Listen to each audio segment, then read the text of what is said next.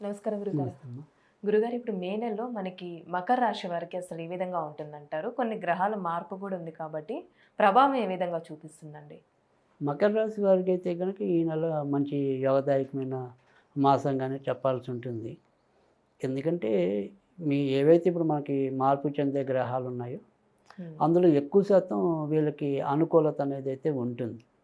కాతే ఎప్పుడైతే మార్చి 18 నుంచి కొంతవరకు ధనస్థానంలోకి రాహు రావటం అనేది ఉంటుంది కాబట్టి, కొద్దిగా ఆర్థిక విషయాల్లో మాత్రం కొంత నియంత్రణ గానీ, ఆలోచన గానీ అవసరం ఉంటుంది.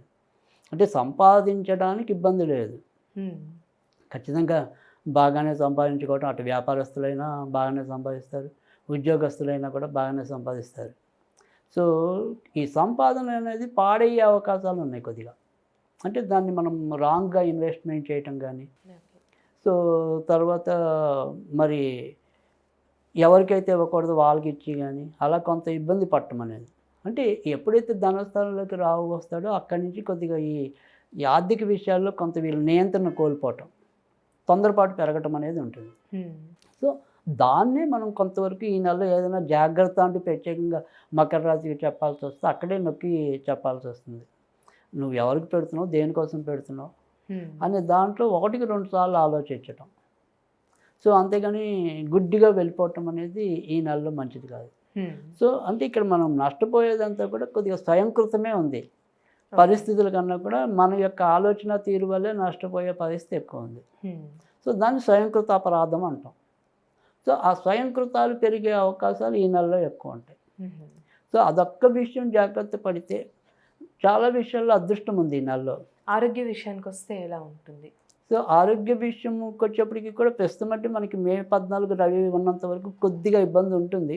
సో, మే 14 వరకు ఒక్కోసారి కంటికి సంబంధించినవి గానీ, సో, ఒక్కోసారి ఉన్నట్టుండి హార్ట్ ప్రాబ్లమ్స్, ఒక్కోసారి స్టెంట్ ఏసుకోవాల్సిన కొంతమందికి స్టెంట్ ఏసుకోవాల్సిన హ్మ్. పరిస్థితి అలాంటివుంటాయి. ఓకే. సో, మరి ప్రాణాపాయ పరిస్థితులైతే లేవు. ఎందుకంటే ఏలినాటి శని కూడా వెళ్ళిపోయింది వీళ్ళకి. హ్మ్. సో, మన మార్చి 29 నుంచి. సో, కానీ వస్తే ఈ మే 14 లోపు ఇలాంటి వాటికి సంబంధించిన అనారోగ్యాలైతే ఉంటాయి. హ్మ్. కానీ అంత ఇబ్బందైతే కాదు.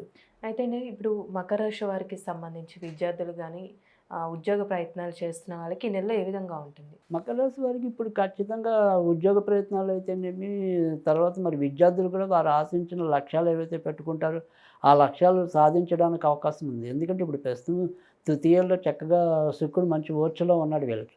అంటే ఇటు బుద్ధి బలానికి సంబంధించిన గ్రహం ఓర్చులో ఉన్నట్టు, తర్వాత వృత్తి ఉద్యోగాల కారకుడు కూడా ఓర్చులో ఉన్నట్టే. సో, హ్మ్. అందుకని మే నెలంతా కూడా ఖచ్చితంగా ఇటు విద్యార్థులకి వాళ్ళు అనుకున్న రంగాల్లో ముందుకెళ్ళడానికి ఉంది. ముఖ్యంగా ఈ విద్యార్థుల్లో కూడా ఎలక్ట్రానిక్ అండ్ కమ్యూనికేషన్స్ గ్రూపుల్లో ఉన్న వాళ్ళకి మంచి జరగడానికి ఎక్కువ అవకాశం ఉంది. ఓకే.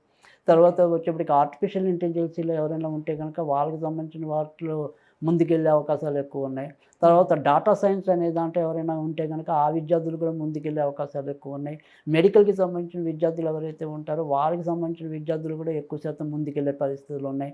తర్వాత మరి బ్యూటీషియన్స్ కోర్స్ చేసే వాళ్ళు హ్మ్. ఎవరైతే ఉంటారో, కాస్మెటిక్స్‌కి సంబంధించిన కోర్సెస్ ఎవరైతే చేస్తారో అలాంటి వాళ్ళకి కూడా అవకాశాలున్నాయి. ఇంటీరియర్ డెకరేషన్‌కి సంబంధించిన ఎవరైతే ఉంటారో వాళ్ళకున్నాయి. తర్వాత నటులుగా హ్మ్. ఆర్టిస్టులు. ఆర్టిస్ట్‌లు. So, direct. హ్మ్. సో, అలాంటి వాళ్ళకి కూడా ఈ నెల చాలా ఎక్కువ మంచి ఫలితాలున్నాయి. సో, కనుక వాటికి సంబంధించిన వాటిలో ఇబ్బంది లేదు. ఖచ్చితంగా ముందుకెళ్ళటం అనేది ఒకటి. తర్వాత రెండోదేంటంటే, ఈ నెలలో మనం ఆల్రెడీ చెప్తున్నాం కాబట్టి, వీళ్ళందరూ కూడా మరింత పట్టుదల చూపినట్టయితే గనుక ఇంకా ఎక్కువ విజయం పొందటం అనేది కూడా ఉంటుంది. హ్మ్. సో, ప్రస్తుతం మన ప్రయత్న లోపం అనేదే తప్ప, ఇక్కడ గ్రహాలైతే సహకారం అనుకూలంగా లేదు. అందించడానికున్నాయి. హ్మ్. సో, మనమే సరిదిద్దుకోవాలి. మన లోపం ఏంటి? మనం వెళ్ళిపోతే మంచిదని. ఆ! సో, అవును. అది ఖచ్చితంగా మన ప్రయత్నం లోపం లేకపోతే మాత్రం అదృష్టం వరించడానికి కాలం సిద్ధంగా ఉంది. హ్మ్. అయితే మరి రాశి వారికి సంబంధించండి ఎలాంటి పరిహారం చేయాలంటారు? అయితే ఈ రాశి వారికైతే గనక ఈ నెలలో సాధ్యమైనంత వరకు చేయవలసిందంతా కూడా వీళ్ళు కూడా ఎక్కువగా దుర్గాదేవినే ఎక్కువ పూజించాలి. హ్మ్. ఎందుకంటే మనకి ఏదైతే మరి మధ్య భాగం నుంచి రాహు యొక్క మార్పు ఉందో ఆర్థిక విషయాల్లో కొంతవరకు ఇబ్బంది పడతారని చెప్పాం. అవును. సో, అందుకని ఆ రకమైన ఇబ్బందులు తొలగాలి అంటే గనక కొద్దిగా దుర్గాదేవిని పూజించడం, లేదా లలిత సహస్రనామం అనేది చదువుతూ ఉండటం. వీలుని బట్టి మంగళవారాలు, సోమవారాలు. హ్మ్. సో, ఈ లలిత సహస్రం చదవటం వస్తే లలిత సహస్రం చదువుకోవటం. సో ఇవేం మాకు రావనుకుంటే కనుక ఓం దుమ్ దుర్గాయ నమః, ఓం దుమ్ దుర్గాయ నమః, ఓం దుమ్ దుర్గాయ నమః, ఇది చదువుకోవటం.